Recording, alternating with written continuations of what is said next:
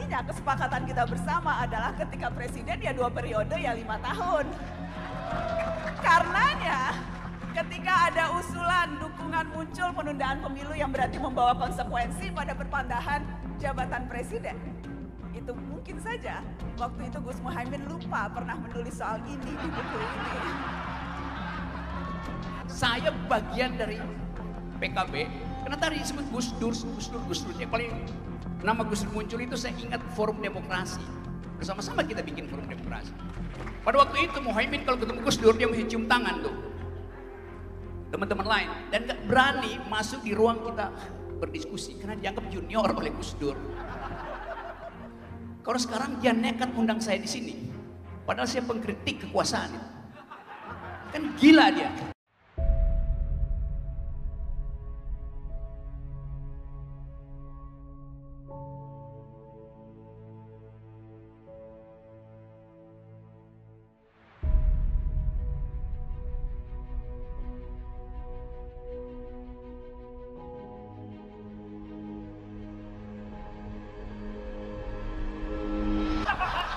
Selamat datang kembali kepada yang punya acara.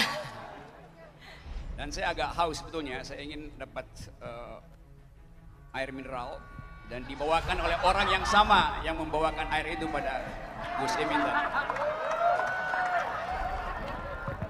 Oke teman-teman, saya mengerti bahwa forum semacam ini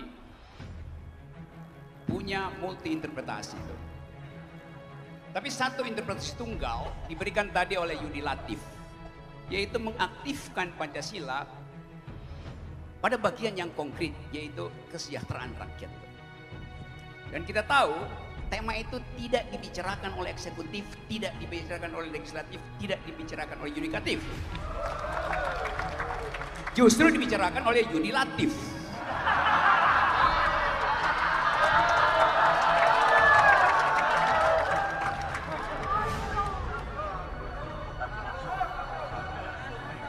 Jadi dia memonopoli seluruh cabang kekuasaan. Bahaya. Kesimpulan yang saya tunggu tadi adalah kata pendidikan akan diucapkan nggak oleh Gus Imin. Ternyata dia ucapkan di ujung urayanya yang agak membosankan karena panjang. Tapi dia ucapkan itu sebagai kesimpulan bahwa bangsa hanya bisa tumbuh sejahtera, adil kalau generasi barunya itu tumbuh dengan pendidikan yang cukup. Itu dibicarakan sejak zaman Yunani bahwa hanya generasi yang terdidik yang mampu kita harapkan membawa kesejahteraan. Itu misalnya.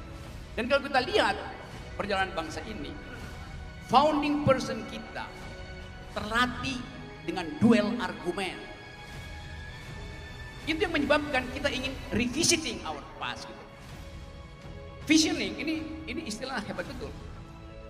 Kata visioning itu dia punya dua energi, energi untuk menggerakkan dan energi untuk memberi harapan itu. Lain kalau kita bilang vision, visi Indonesia, artinya ada sesuatu di situ. Tapi visioning artinya mengalirkan gagasan ke dalam tanah kering politik hari ini. Kita perlu itu. Anak judulnya juga bagus sekali itu. Apa namanya tadi? Peta.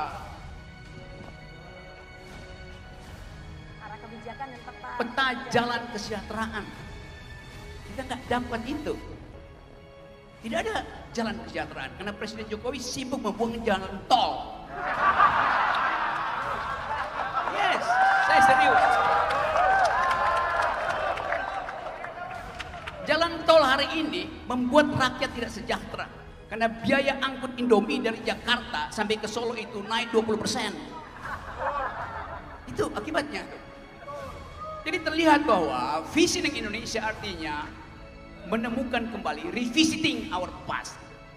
Karena pada awal kemerdekaan kita kaya dengan pemikiran, kaya dengan visi itu, bergelimpangan dan bergelimang visi di situ. Perdebatan intelektualnya hidup. Karena itu PKB harus mengucapkan kembali pikiran. Bring intellectual. Yes. Bawa kembali pikiran dalam politik. Bring intellectual to the politics. Itu yang kita ingin dapat dari PKB hari ini. Kita ada di Dom. Dom ini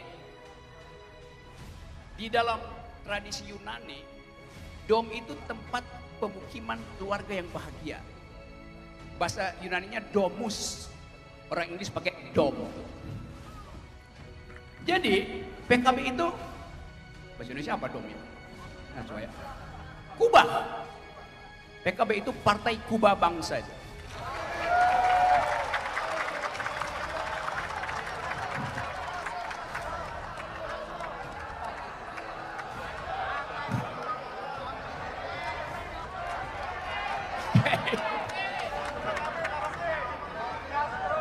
Ya nggak usah malu-malu buat kampanye. Saya mau jadi juru bicara intelektual, Saudara Muhaimin.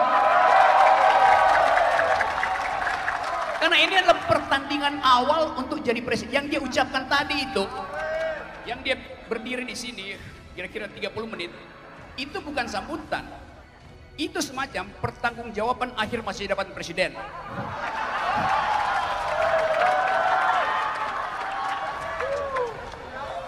Betul, ini serius. Saya merasa mayoritas di sini. Saya bagian dari PKB. Karena tadi disebut Gus Dur. Yang paling nama Gus Dur muncul itu saya ingat Forum Demokrasi. Bersama-sama kita bikin Forum Demokrasi. Pada waktu itu Muhaimin kalau ketemu Gus Dur dia mesti cium tangan tuh. Teman-teman lain. Dan gak berani masuk di ruang kita berdiskusi. Karena dianggap junior oleh Gus Dur. Kalau sekarang dia nekat undang saya di sini. Padahal saya pengkritik kekuasaan. Kan gila dia. Tapi justru itu yang ini kita ucapkan nanti di dalam pesta demokrasi nanti. Datanglah calon presiden di sini. Bilang saya menjadi presiden dan orang tanya, apa visi kamu? Oh, terima kasih.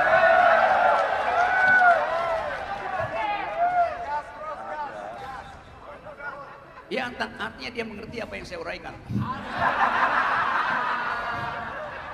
Yaitu masa depan millennials. That's the point. Saya balik pada soal tadi. Kerinduan kita pada politik argumentatif berhenti hari ini. Kita nggak lihat ada seorang yang mau jadi calon presiden dan nulis buku. Menulis buku artinya minta diuji, bukan minta dipromosikan. Jadi dari awal kita ingin ada pertengkaran intelektual dalam politik Indonesia. Saya tahu bahwa PKB itu isinya politisi plus LSM.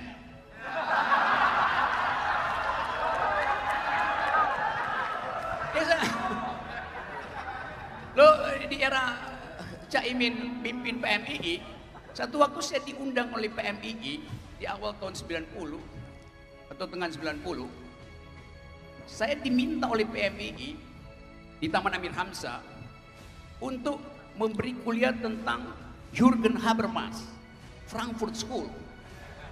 Itu aku bilang, ini serius kalian? Apa mampu otak kalian ngikuti itu? Ternyata provokasi saya untuk mengaktifkan critical thinking itu dibuktikan hari ini. Ada buku yang isinya kritis, Visioning Indonesia. Dan secara disengaja atau tidak sengaja, buku itu artinya dengan kata lain ingin menegasikan apa yang ada hari ini. Karena yang sekarang tidak visioner. Terima kasih. Tapi sesungguhnya saya mau bilang gini Rifana, jarang ada politikus yang menerbitkan buku menjelang tahun-tahun politik dan menjelang pemilu ini tentang ide dan gagasan. Biasanya itu buku biografi, menceritakan tentang riwayat masa kecil yang penuh penderitaan sehingga bisa merasakan kepekaan. Biasanya gitu. Biasanya buku biografinya menceritakan sepak terjang perjuangan yang akan membuatnya menjadi satrio pidingit. Biasanya jelang pemilu, jelang tahun-tahun politik, buku-buku seperti itu yang diterbitkan. Karenanya agak lain nih, bukunya bicara soal gagasan, visi, dan serius. Tadi kan Gus Muhaimin bilang ini buku serius. Yang nerbitin pun serius, karena biasanya buku biografi politisi itu penerbitnya namanya suka kelihatan banget proyekan gitu loh. Tapi ini yang nerbitin LP3AS loh. Ini yang reputasinya serius, menerbitkan disertasi, menerbitkan terjemahan. Jadi sekali lagi itu lainnya itu Gus. Tetapi yang menurut saya paling menarik di buku ini terutama di bab 3. Saya serius loh baca buku ini. Bab 3 itu beneran. Saya kalau dikasih sesuatu serius, nggak kayak wakil rakyat kadang nggak serius kan. Nih, mohon maaf kepada teman-teman anggota DPR yang ada di sini. Partai politik, demokrasi, dan tata kelola kelembagaan. Dan menurut saya inti dari bab ini, termasuk inti dari buku ini Caimin, ketika Caimin bilang, partai politik dan instrumen demokrasi bukan demokrasi warung kopi. Jadi digambarkan oleh Caimin di sini demokrasi warung kopi itu demokrasi yang hanya menyeruput kopinya, menikmati kopinya, tapi tidak memahami fundamental proses di belakangnya. Dan partai politik, saya mengutip Caimin di sini, partai politik itu nyawa atau rohnya demokrasi. Tapi rasa-rasanya deskripsi soal demokrasi warung kopi ini juga bisa tercermin dari partai politik kita hari-hari ini. Hanya bisa menikmati kopi tapi nggak bisa menjelaskan, nggak bisa tahu bagaimana proses pengolahannya, bagaimana petaninya, bagaimana lahannya. Semuanya nggak diurus, yang diurus cuma nikmatnya menyeruput kopi. Jadi, dan menurut saya seperti halnya tertulis di buku ini, itu PR terbesar negeri kita sekarang. Mohon maaf kepada para pengurus partai politik termasuk kepada Caimin, rasa-rasanya instrumen demokrasi yang paling tidak mereformasi dirinya sejak zaman reformasi itu partai politik. Dan itu dengan gamblang diakui di buku ini. Buku ini berisi gagasan-gagasan yang ideal. Gagasan tentang bagaimana Indonesia seharusnya menjadi.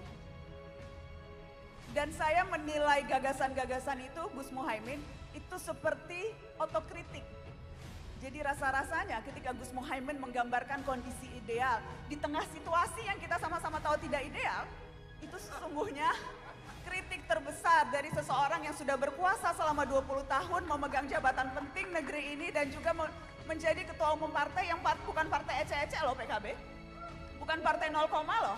Partai yang berhasil menempatkan kader-kader di kabinet, partai yang punya banyak kepala daerah, yang bahkan katanya bisa menentukan siapa dulu wakil presidennya kan. Jadi, ini partai serius, dan Caimin bilang tadi di awal, ini sesuatu yang harus serius dibahas.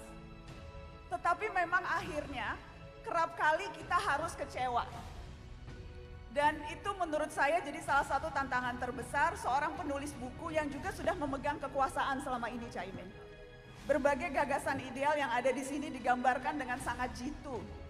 Tetapi ketika dihadapkan dengan apa yang kita lihat sehari-hari itu menjadi ironi.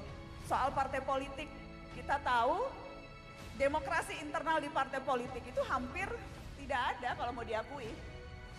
Anggota-anggota DPR dan DPRD kita kerap kali tidak bisa menyampaikan sikapnya secara independen terhadap isu-isu yang penting dan signifikan pada publik. Karena semuanya ditentukan oleh apa kata orang-orang di atas, paternalistik. Coba sebutkan satu isu legislasi yang penting. Revisi Undang-Undang KPK, Omnibus Law. Hampir tidak ada dinamika pertarungan ide di sana. Wakil-wakil rakyat kita tidak independen dan secara mandiri menyampaikan apa yang menjadi keresahan konstituennya. Dan itu menurut saya salah satu PR terbesar kalau kita bicara partai politik saat ini. Jadi mohon maaf wakil rakyatnya seragam, wakil rakyatnya menjadi tidak menarik karena semuanya tergantung apa kata atasan. Dan menurut saya itu bisa jadi satu hal yang kerap kali akhirnya seperti yang Caimin katakan di sini, membuat orang menjadi apatis terhadap politik dan tidak melihat partai politik sebagai cara untuk bisa mendapatkan kesejahteraan. Itu. Yang juga saya ingin kutip spesifik dan saya bacakan di sini Gus, adalah kalimat yang Gus Muhaimin tulis di bab 3. Ketika Caimin bilang, model atau format sistem politik yang demokratis harus memiliki stabilitas jangka panjang dan berlaku secara permanen. Tidak diubah dan diganti dalam setiap momen politik tertentu. Disinilah dibutuhkan konsistensi dan kedewasaan semua pihak untuk selalu patuh terhadap sistem politik yang disepakati bersama. Dan kita tahu demokrasi dibangun dengan esensi salah satunya pembatasan kekuasaan dan jenis kekuasaan. Dan itu artinya kesepakatan kita bersama adalah ketika presiden ya 2 periode ya 5 tahun. Karenanya ketika ada usulan dukungan muncul penundaan pemilu yang berarti membawa konsekuensi pada perpandahan jabatan presiden. Itu mungkin saja waktu itu Gus Muhaimin lupa pernah menulis soal ini di buku ini. Jadi mari saya hanya mengingatkan Gus, itu pernah ditulis, jadi rasa-rasanya mungkin perlu membaca lagi buku yang ditulis sendiri supaya idenya tuh konsisten. Jadi real politiknya sama dengan gagasan politiknya Gus. Itu. Karena menurut saya itu, saya khawatir gagasan-gagasan ideal yang ada di buku ini akan terbentur ketika berhadapan dengan real politik. Dan saya berharap dengan sepenuh hati apapun masa depan Muhaimin Iskandar setelah ini, gagasan-gagasan besar dan ideal yang tertuang di sini itu tidak akan mudah dilupakan.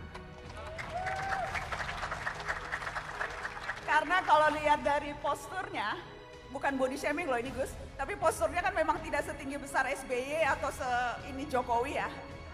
Tapi kan ini kalau Jenderal Kancil lincah bermanuver. Dan kelebihan orang yang posturnya tidak terlalu besar itu, jarak antara kepala dan kakinya tidak terlalu jauh.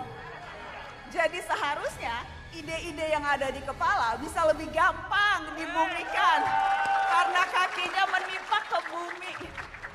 Jadi mudah-mudahan itu. Jadi apapun pilihan masa depan, karir politik atau apapun yang hendak dilakukan Gus Muhaimin, mudah-mudahan roh aktivis mahasiswanya dulu. Karena hampir tidak ada loh ketua parpol yang latar belakangnya aktivis mahasiswa kecuali PKB, ya kan? Betul nggak? Jadi mudah-mudahan yang kata Tan Malaka, idealisme adalah satu-satunya kemewahan yang dimiliki pemuda. Mudah-mudahan itu masih akan terus ada. Dan akan bisa diejawantahkan lewat berbagai pilihan-pilihan politik yang saya tahu terkadang susah untuk diterapkan karena kondisinya real politiknya sedemikian keras. Tapi mudah-mudahan gagasan-gagasan yang juga ada di sini bisa dengan keras kepala diperjuangkan. Sama kerasnya dengan real politik yang ada. Mungkin itu Rifana, terima kasih.